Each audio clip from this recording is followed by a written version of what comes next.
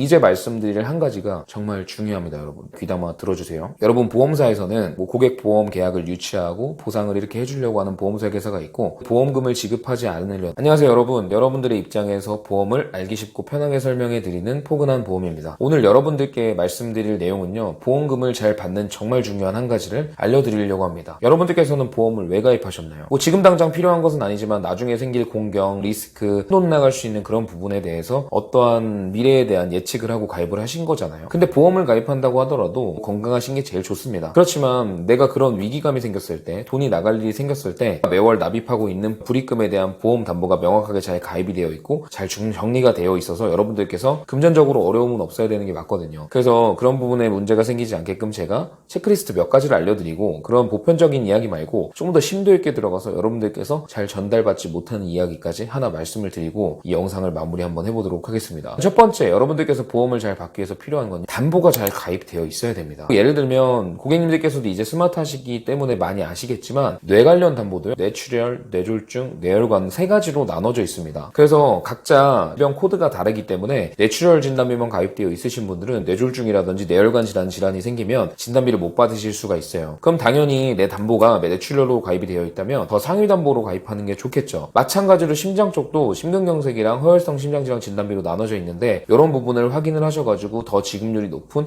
허혈성 심장질환 진단비로 준비를 하시는 게 좋습니다. 예를 들어서 이 두 가지를 설명을 드렸는데, 이런 것처럼 내 담보가 잘 가입되어 있는 게 첫 번째로 중요해요. 이게 잘 가입되어 있지 않다고 한다면 약관상 지급하는 질병 코드는 아예 달라버리기 지급이 안 될 확률이 높습니다. 그래서 여러분들께서 첫 번째로 준비하셔야 될 것은 담보를 명확하게 가입하시는 거예요. 내 보험료랑 적정하게 좋은 걸 가입하실 수 있다면 좋은 걸 가입하셔야겠죠. 두 번째는 여러분들의 기타 준비사항입니다. 알릴사항 될 수 있고요, 고지, 자필서명 이런 건데요. 자필서명이라고 한다면 내가 사인을 내 계약서에 하는 거겠죠. 아직도 이런 부분이 이루어지지 않는 경우가 가끔 있는데, 이것은 보험 가입할 때 중요한 게 아니라 나중에 보험금 할 때 중요하니까 모바일 서명까지라도 꼭 진행하셨으면 좋겠고요. 특히나 더 중요한 부분은 알릴사항, 고지사항입니다. 보험사에서는 어떤 질병이 발병했을 때 그 질병이 발병한 이유를 다른 질병과 연관지어서 판단하는 경우가 있어요. 그리고 그러려고 노력을 하죠. 왜냐하면 그 고객이 기존에 이것을 알리지 않고 가입한 경우에는 그런 이유로 보험금을 지급 안 한다고 한다든지 적게 지급한다든지 이런 일이 생길 수 있기 때문에, 여러분들께서 지병이 있다든지 아니면 치료받았다든지 이런 이력이 있으시다면 철저하게 명확하게 고지를 하시고 승인된 다음에 가입하시는 게 좋습니다. 근데 그런 것을 설계사한테 알려도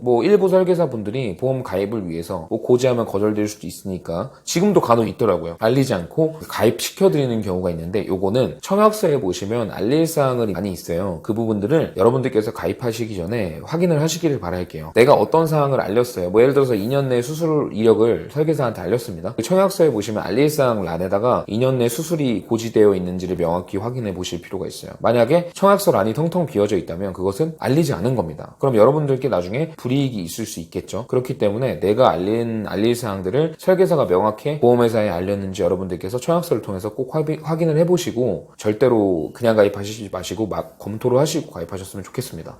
여러분들은 여러분들이 지키는 거거든요. 이제 세 번째는 설계사의 어느 정도의 보상 능력과 경험이에요. 고객님들께서는 보험에 대해서 안다고 하시겠지만, 그래도 설계사보다 보상 경험 자체가 없고 의료 용어들도 나오고 하기 때문에 잘 모를 수밖에 없어요. 그래서 설계사가 어느 정도 잘 챙겨드려야 되는 부분인데, 경험이 없으면 부족할 수밖에 없습니다. 요즘에 공부하시는 설계사분들도 많이 계시지만 실제로 보상해본 경험이 있는 설계사들이 조금 더 여러분들을 잘 챙겨드릴 수 있는 부분이 있어요. 그래서 어느 정도 연차가 있고 보상 경험이 있는 설계사분들께 가입하시는 걸 추천드립니다. 물론 경력이 적은데도 불구하고 보상 경험이 많고 지식을 많이 함양하신 분이 계시겠지만, 이건 해박해니까 여러분들께서 딱 보면 아실 거예요. 그리고 온라인 활동이라든지 이런 걸 하시는 거 보시고, 그리고 보상 사례에 관한 것도 한번 질문을 해보십시오. 그래서 그런 부분을 도움을 받을 수 있고 어느 정도 해박하다 싶으면 믿고 가입하시는 것도 괜찮을 것 같습니다. 근데 이 세 가지, 제가 지금 여러 가지 말씀드렸는데, 이거는 기존에 들을 수 있는 이야기이기도 하고 사실 너무나도 기본적인 거라서 그냥 제가 한번 다시 짚어드린 부분인데, 이제 말씀드릴 한 가지가 정말 중요합니다. 여러분, 귀담아 들어주세요. 여러분, 보험사에서는 고객 보험 계약을 유치하고 보상을 이렇게 해주려고 하는 보험 설계사가 있고, 보험금을 지급하지 않으려는 보상 담당자가 직원이 있어요. 그래서 그 직원들은 실제로 고객의 보험금을 지급하지 않았을 때 인센티브가 발생합니다. 왜냐하면 보험사에서는 고객에게 보험금을 지급하지 않는 것이 이득이잖아요. 이득과 직결되기 때문에 되게 이건 아이러니한 이야기긴 한데, 고객의 보험을 감경 지급한다든지 지급을 안 하려고 노력을 하고 있어요. 저는 그래서 보험사를 사실 좋아하진 않습니다. 그래서 우리가 스스로 우리를 지켜야 됩니다. 그런데 우리가 아무런 대비도 세우지 않고 보험금을 받을 준비를 하지 않으면 실제로 앞서 말씀드린 세 가지를 다 지켰는데도 불구하고 보험금 못 받을 수 있다는 사실을 알고 계셔야 돼요. 그래서 제가 지금 말씀드릴 부분은요, 여러분들께서 50만원, 100만원 미만권의 보험금을 청구하시면 사실 큰 문제가 안 생겨요. 그거는 보험사에서 그냥 지급을 잘 합니다. 그런데 문제는 1000만원 이상, 막 500만원 이상 진단비 같은 경우는 보험사에서 안 주려고 하고 감경 지급하려고 하는 상황이 많아져요. 그렇게 많이 발생이 돼요. 근데 여러분께서는 그렇게 큰 진단비를 받을 일이 생겼다면, 그리고 그렇게 큰 보험금을 받을 일이 생겼다면 뭐 예상할 수 있는 그런 일보다는 조금 더 안 좋은 일이 생겼을 가능성이 높겠죠. 큰 병을 진단받았다든지. 그럼 분명히 그 돈이 급한 상황이 되실 겁니다. 그럼 여러분들께서 마음도 안 좋고 지금 몸도 약한 상황이기 때문에 사람을 의지할 수밖에 없게 되는데, 보험사에서 나올 거예요. 나와가지고 괜찮으시냐 뭐 이런 말씀 드리면서 위로해드릴 거고, 최대한 보험금 지급 빨리 해드리게끔 도와드리겠다고 하면서 서류를 하나 이렇게 내밀 거예요. 근데 그것을 여러분들께서 바로 사인을 하시면 안 됩니다. 그런데 몸도 약해져 있고 마음도 약해져 있고 잘해준다고 하니까 그냥 사인하는 경우가 생긴다는 거죠. 여러분, 그것을 의료자문서라고 하는데요, 의료자문서에 절대 사인을 하시면 안 됩니다. 보류하신다든지 거부하셔야 돼요. 왜냐면 여러분들께서 뇌졸중 관련된 코드를 받았는데 그 의료자문동의서에 사인을 해버리면 이 의료자문을 보험사에서 의사에게 맡기는데 그 의사가 익명으로 보장이 되기 때문에 그냥 딱 보고 판단해서 코드가 바뀌어져 버리기 때문에, 혹은 전에 있던 그런 질병과 연관된 코드로 나오게 될 수도 있기 때문에 여러분들이 보험금을 받을 확률이 줄어들고 더 감경 지급돼서 받을 확률이 생기는 거죠. 그런데 이런 일들이 실제로 만연하고 있다는 거죠. 금융감독원 앞에서 플랜카드를 들고 서 있다든지 아니면 PD수첩 같은 방송에서 이런 이야기가 많이 나오고 있습니다. 답변은 그거예요.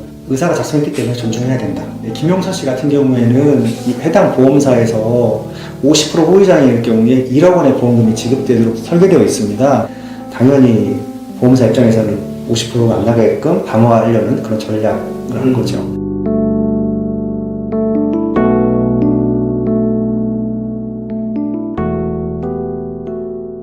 내가 피 같은 돈을 납입해서 보험을 들어놨는데 내가 잘못한 것도 아닌데 그냥 사인 한번 해줬다가 보험금을 못 받는다든지 적게 지급받는 일이 생기고 있다는 거죠. 그래서 여러분들의 소중한 돈을 내고 계시기 때문에 이런 것을 지킬 수 있도록 여러분들께서는 의료자문서에 사인을 그냥 하면 안 된다라는 사실을 지금 완전 가슴과 머리에 새기셔야 될 거예요. 그런데 이런 말씀을 드리는 설계사분들이 최근 들어서는 좀 생기셨지만 아직도 많이 안 계신 것 같아요. 그래서 여러분들께서 꼭 의료자문에 대한 이야기를 알고 이해를 하셔야 되고요. 일단은 내가 만약에 사인을 하기는 싫은데 자꾸 몸도 안 좋고 마음도 안 좋고 돈도 부족한데 그쪽에서는 자꾸 보류하는 거예요. 이걸 사인해주지 않았기 때문에 우리는 좀 더 검토를 해봐야 된다. 1개월, 3개월, 6개월 점점 질질 끄는 거죠. 그럼 고객들은 지쳐가지고 그냥 적게 지급받을 수 있는 가능성이 있더라도 사인을 해버리는 겁니다. 근데 그렇게 사인을 하고 나면 되돌릴 수는 없게 돼요. 30%, 40% 정도 밖에 못 받게 되는 거예요. 그래서 여러분들께서는 그런 거를 사인하지 마시고 설계사와 같이 이야기를 나누고 담당 설계사한테 관리를 받으면서 손해사정사랑 계약을 하고 보험금을 받을 수 있는 준비를 하셔야 돼요. 물론